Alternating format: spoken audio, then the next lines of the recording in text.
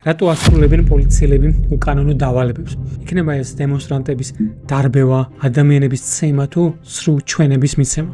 მარტივია იმის თქმა, რომ ისინი უბრალოდ ცუდი ადამიანები არიან და ამიტომ აკეთებენ ამას. სინამდვილეში ისინი ჩვენგან ბევრით არაფრით განსხვავდებიან. ისინი ჩვენაირი ადამიანები არიან, ქართველები არიან.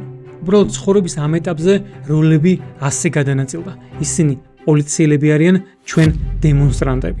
თუმცა ჩვენ ყველას გვაერთიანებს ადამიანის ერთი საერთო თვისება, რომელსაც ქვია ავტორიტეტისადმი მორჩილება. ამ ფენომენის სიმძაფრე ყველაზე მძაფრად ფსიქოლოგმა სტენლი მილიგრამმა აჩვენა 1961 წელს ჩატარებული ლეგენდარული ექსპერიმენტით. წარმოიდგინეთ ოთახით, სადაც ექსპერიმენტის შემთხვევითი მონაწილე, ანუ რიგითი ადამიანი, ირგებს მასწავლებლის როლს და მას სვამენ პულთან, რომელიც დახმარებითაც მას შეუძლია 15-დან 450 ვოლტამდე დარტყმა მიაყენოს მეორე ოთახში მყოფ ადამიანს, რომელიც რეალურად მსახიობია და ამ ექსპერიმენტის ფარგლებში მოსწავლის როლს ასრულებს.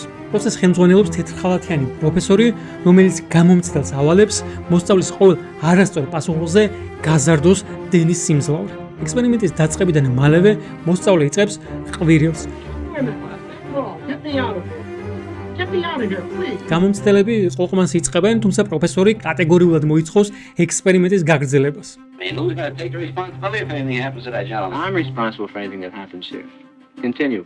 საბოლოო შედეგები საკმაოდ შოკისმომგვრელი აღმოჩნდა. გამოცდილების 100% აგრძელებდა ექსპერიმენტს. მას შემდეგაც კი, როდესაც მათ მეორე ოთახიდან ესმოდათ ადამიანის ყვირილი და თხოვნა დაუყოვნებლივ შეწყვეტილიყო ექსპერიმენტი. ხოლო მონაწილეთა 65%-მა, ანუ 2/3-მა შეასრულა ბრძანება და 450 ვოლტის დარტყმას დააჭირა, მიუხედავად იმისა, რომ იცოდნენ ამას ამ ადამიანის სიკვდილი მოყვებოდა. ეს ადამიანები არ იყვნენ სადისტები. ისინი ჩვეულებრივი მოქალაქეები იყვნენ, ინჟინრები, მასწავლებლები თუ მოლარეები. ამ ექსპერიმენტმა აჩვენა, რომ ავტორიტეტისადმი ბრმა მორჩილება ძალიან საშიში იარაღია, რომელსაც ყველა ავტორიტარული რეჟიმი იყენებს საკუთარი ხალხის წინააღმდეგ. ასე იქცევა ბიძინა ივანიშვილიც. ამიტომ ჩვენი ბრაზის თუ პროტესტის ერთადერთი მიზანი უნდა იყოს თავად სისტემა, რომელიც ბოროტებას ნორმად აქცევს და უკანონობას აკანონებს და არა რიგითი პოლიციელები. სანამ არსებობს არაადამიანური სისტემა, რომელიც გასცემს დანაშაულებრივ ბრძანებებს, სამწუხაროდ ყოველთვის მოიძებნება ამ ბრძანების შემსრულებელი.